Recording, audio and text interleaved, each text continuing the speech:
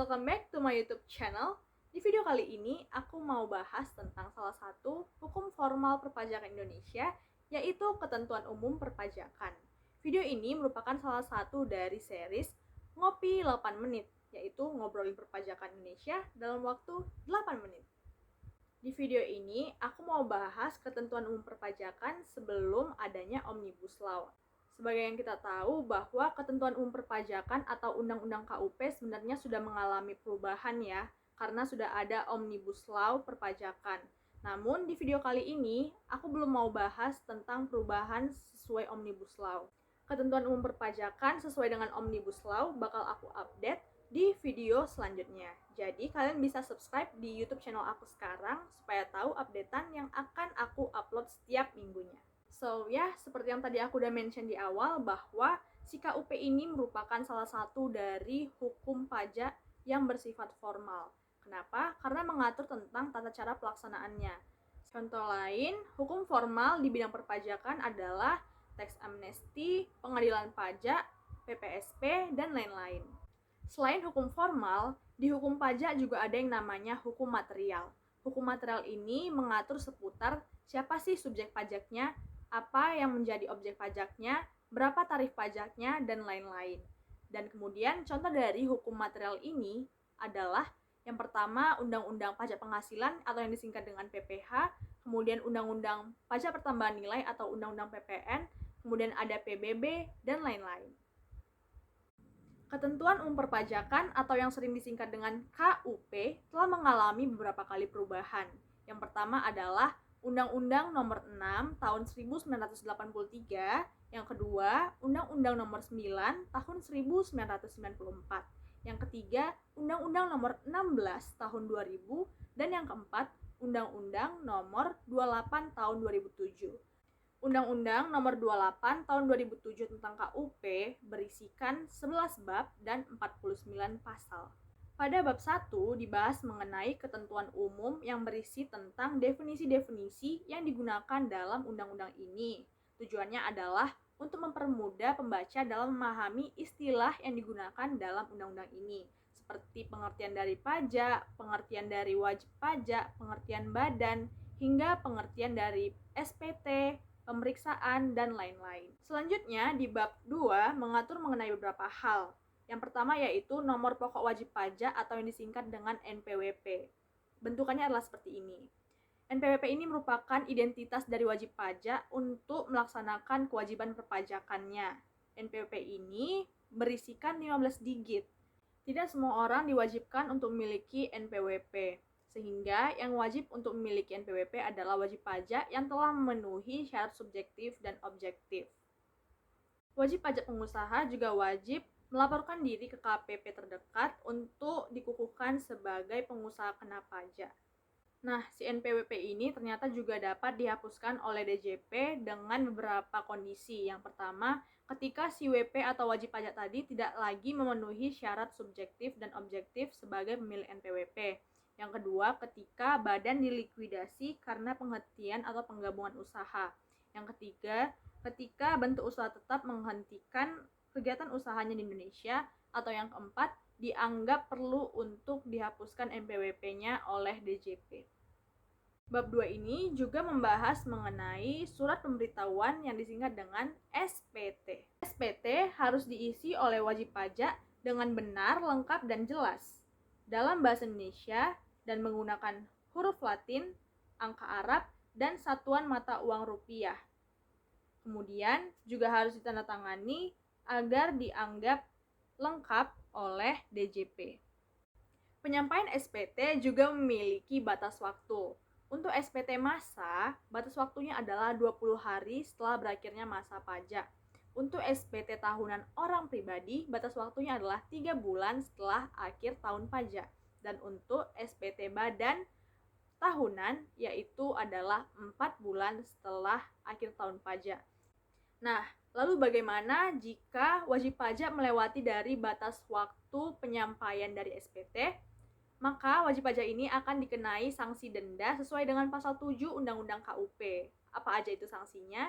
Yaitu untuk setiap SPT berbeda-beda. Seperti halnya SPT masa PPN atau pajak pertambahan nilai sanksinya adalah denda 500.000, sedangkan untuk SPT masa lainnya selain PPN tadi adalah sebesar 100.000. Untuk SPT orang pribadi tahunan adalah sebesar 100.000 juga, dan untuk SPT badan tahunan adalah sebesar 1 juta. Jika SPT yang telah diisi dan disampaikan kepada DJP ternyata mengalami kesalahan, maka wajib pajak dapat mengajukan pembetulan sendiri, baik itu untuk SPT tahunan maupun SPT masa, dengan sanksi berupa sanksi bunga sebesar 2%.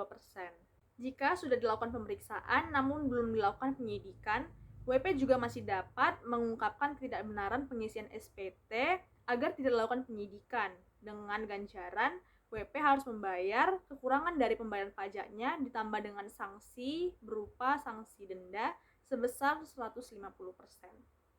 Pengungkapan ketidakbenaran pengisian SPT juga memungkinkan si WP akan dikenai sanksi kenaikan sebesar 50% dalam hal si WP ini telah dilakukan pemeriksaan namun belum diterbitkan surat ketetapan pajak atau SKP terhadapnya. Selanjutnya, pada bab 3 akan membahas tentang penetapan dan ketetapan pajak. Di bab ini akan membahas mengenai surat ketetapan pajak kurang bayar atau SKPKB, yang kedua, surat ketetapan pajak kurang bayar tambahan atau SKPKBT, yang ketiga, surat ketetapan pajak lebih bayar atau SKPLB, yang keempat, surat ketetapan pajak nihil atau SKPN, dan yang kelima, STP, yaitu surat tagihan pajak. Ketika pajak terutang lebih besar dari kredit pajak, maka akan timbul SKPKB karena masih ada pajak yang masih harus dibayarkan dari pajak-pajak yang telah dicicil sebelumnya. Selanjutnya, ketika pajak terutang ternyata lebih kecil dari kredit pajak, maka akan timbul SKPLB. Kenapa? Karena ternyata jumlah yang dicicil ternyata lebih besar daripada yang seharusnya dibayar. Dan ketika pajak terutang sama dengan kredit pajak, maka yang timbul adalah SKPN atau surat ketetapan pajak nihil karena besarnya yang dibayar dengan yang dicicil adalah sama. Untuk SKPKBT sama halnya dengan SKPKB. Namun SKPKBT akan timbul dalam hal SKPKB sudah terbit terlebih dahulu dan ternyata masih ada kekurangan pembayaran pajak yang masih harus dibayarkan, sehingga timbullah SKPKBT. Selanjutnya yaitu bab 4 tentang penagihan pajak. Penagihan pajak merupakan tindakan yang dilakukan oleh otoritas pajak ketika si WP ini tidak membayar pajak atau susah untuk dilakukan penagihan pajak.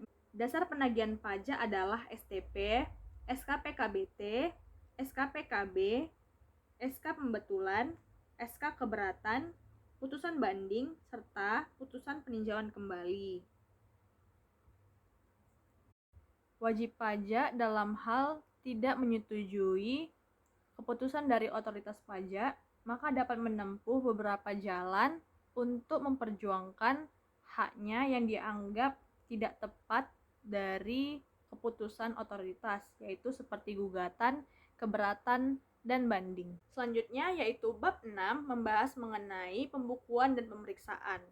Pembukuan wajib dilakukan oleh wajib pajak orang pribadi maupun badan. Namun bagi wajib pajak orang pribadi yang melakukan kegiatan usaha maupun pekerjaan bebas, diberikan kemudahan bagi pemerintah, yaitu boleh melakukan pencatatan saja, yaitu lebih simpel dari pembukuan. Namun, untuk perhitungan penghasilan netonya menggunakan NPPN atau norma perhitungan penghasilan neto, sehingga nanti dari penghasilan brutonya langsung saja dikalikan dengan NPPN yang berlaku atau sesuai dengan jenis usaha yang dilakukan. Baik pembukuan maupun pencatatan harus diselenggarakan di Indonesia dengan menggunakan huruf Latin, angka Arab, dan satuan mata uang rupiah dengan menggunakan bahasa Indonesia atau bahasa yang diperbolehkan dengan seizin Menteri Keuangan. Pembukuan harus diselenggarakan dengan taat asas dan menggunakan stelsel akrual atau stelsel kas. Nah, taat asas yang dimaksud adalah menggunakan metode yang sama di setiap pembukuan setiap tahun. Dan jika ada perubahan, wajib melaporkannya kepada Menteri Keuangan. Kemudian, pembukuan ini juga harus berisi tentang harta, utang, modal, pendapatan, dan biaya. Kemudian ada juga penjualan dan pembelian, sehingga nantinya akan diketahui pajak terutang yang harus dibayarkan oleh si wajib pajak. Pembukuan dan data-data mengenai pembukuan juga harus disimpan selama 10 tahun di Indonesia. Selanjutnya, nanti di bab 7 akan dibahas mengenai ketentuan khusus, di bab 8 akan membahas mengenai ketentuan pidana, di bab 9 mengenai penyidikan, di bab 10 mengenai ketentuan peralihan, dan di bab 11 yang terakhir adalah ketentuan penutup. Sekian yang dapat aku sampaikan di video kali ini. Semoga dapat membantu kalian dalam memahami ketentuan umum perpajakan. Dan jangan lupa buat klik like, komen, dan subscribe di channel aku. Dan sampai jumpa di video-video selanjutnya. Bye-bye.